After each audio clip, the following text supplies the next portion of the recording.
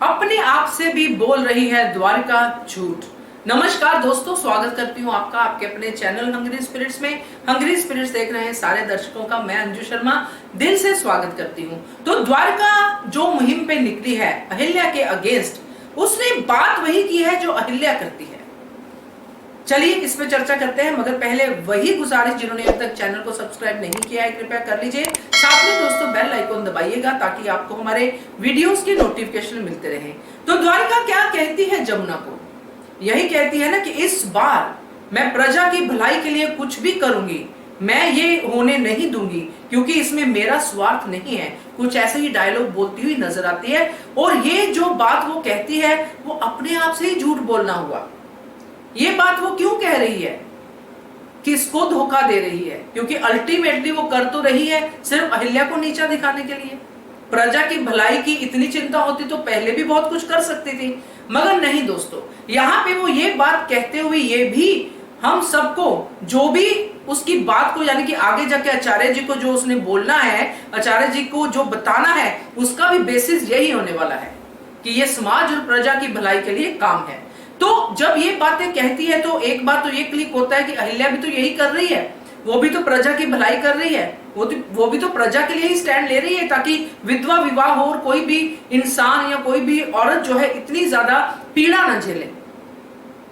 मगर द्वारका इस बात को इस तरह से कह रही है कि जैसे प्रजा की भलाई इसी में है कि ये विधवा विवाह जो है ना हो और ऐसे ही विधवाएं दबी कुचली रहें।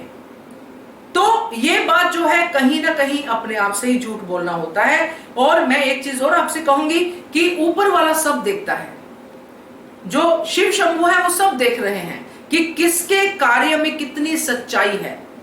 आप अपने आप से भी चलो झूठ बोल लो, आपने बोल दिया, मगर उससे झूठ नहीं बोल सकते हैं आप। उसको सब पता है कि क्या है आपके मन में, क्या है आपके दिमाग में और कैसे आप करने वाले हो। यही तो है बैड कॉजेस, इसलिए तो उसका कोई भी काम नहीं बनता है और अहिल्या के सारे काम बन जाते हैं। तो ये जो अपने आप से झूठ है वो कब तक चलेगा? पहली बार वो बोल रही है कि मैं प्रजा की भलाई कर रही हूं, ये बोल के वो किसको बेवकूफ बना रही है? जमुना को तो पता है कि प्रजा की भलाई कितना करती है द्वारका। तो फिर अपने आप से ही झूठ बोलना हुआ। तो मुझे तो ये लगता है दोस्तों कि ये जो झूठ का जो तांता जो इसने बांधा है द्वारका ने अपने आप से झूठ बोलने का, ये झूठ जो है उसकी भूमिका है आगे अपनी बातों को रखने का। जब समाज के सामने ये बातें आएंगी तो यही बातें वो करेगी कि मैं अपनी भलाई के लिए नहीं, इसमें मेरा कोई स्वार्थ नहीं है। यही चीजें वो कहेगी क्योंकि बार बार अपने आप को ये बातें बोल बोल के वो अपने मन को पक्का कर रही है कि जब मैं एक्चुअली बोलने पे आऊंगी समाज के सामने तो मेरे मुंह से यही बातें निकले। कहते हैं ना, बार बार झूठ बोलने से भी झूठ सच लगने लगता है।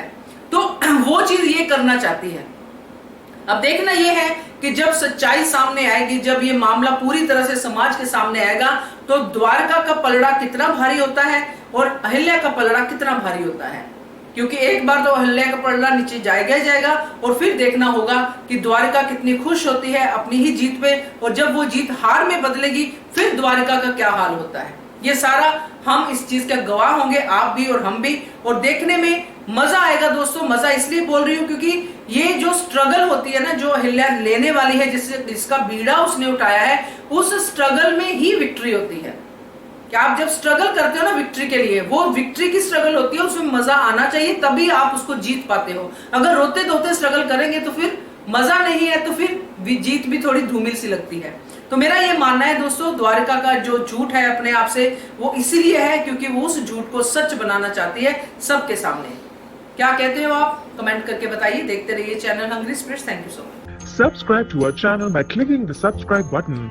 Click the bell button and enjoy the latest uploads from our channel.